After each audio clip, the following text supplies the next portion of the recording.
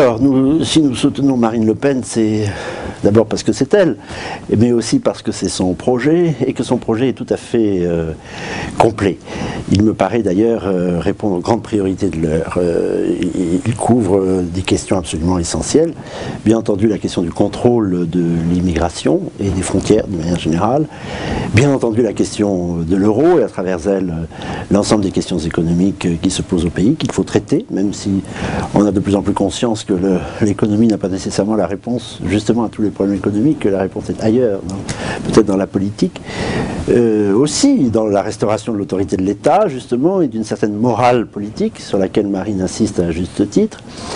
Et puis les questions européennes, les questions diplomatiques, la nécessité, comme elle l'écrit et le répète en développant son projet, de sortir la France de l'obsession euro-atlantique qui nous prive de notre indépendance et notre, je dirais, agilité diplomatique. Mais il y a aussi un cinquième thème, à mon avis, majeur, sur lequel elle revient souvent, c'est neuf et c'est capital, c'est l'école. Alors, à travers l'école se pose l'énorme question de la civilisation et de la transmission aux générations à venir de ce que nous sommes français, c'est-à-dire des héritiers d'une civilisation qu'il faut transmettre pour qu'elle vive et que nous vivons comme peuple et peuple libre. Là, on peut dire qu'il y a beaucoup de pain sur la planche. Marine Le Pen en est consciente, c'est pourquoi elle insiste sur l'école, sur la grandeur du travail de professeur, la difficulté du métier de professeur, je ne dis pas prof, justement de professeur qui restaure, à mon avis, ce cas de dignité, cette profession tellement centrale dans la République. Et je crois que les fondements de notre civilisation seraient en péril si l'école l'était durablement, si elle l'était plus longtemps, car elle est en péril aujourd'hui. Et une des raisons, il y en a beaucoup, pour lesquelles il est urgent que Marine Le Pen et ceux qui l'entourent prennent les rênes du pays, c'est pour redresser, avec l'aide des professeurs bien entendu, ce qui doit l'être dans ce domaine essentiel qu'est l'école. Et j'ajouterai l'université, car on dit un peu vite l'école, on laisse de côté l'université. Or, l'université, c'est d'abord la matrice de l'école, ne serait-ce que parce qu'elle forme les professeurs, mais c'est aussi évidemment la recherche en tout domaine, pas nécessairement scientifique, la recherche en sciences humaines.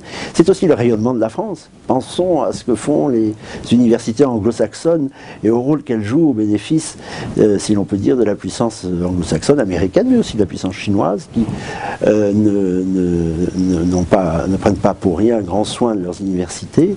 Il faut que nous le fassions aussi, que nous accueillions des étudiants étrangers, que nous jouions la carte de la francophonie, que nous ayons nos propres élites, tout au moins des élites francophones partout dans le monde.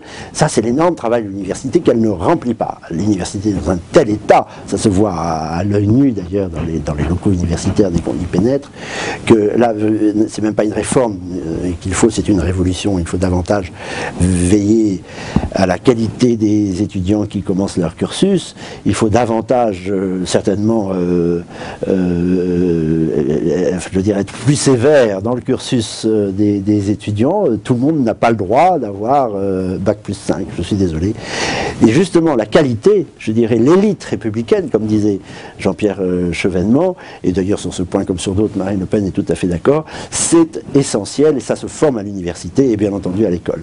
Et je suis très heureux qu'au cours de cette campagne, l'accent soit mis sur ce diptyque école-université dont je viens de dire pourquoi il me paraît essentiel.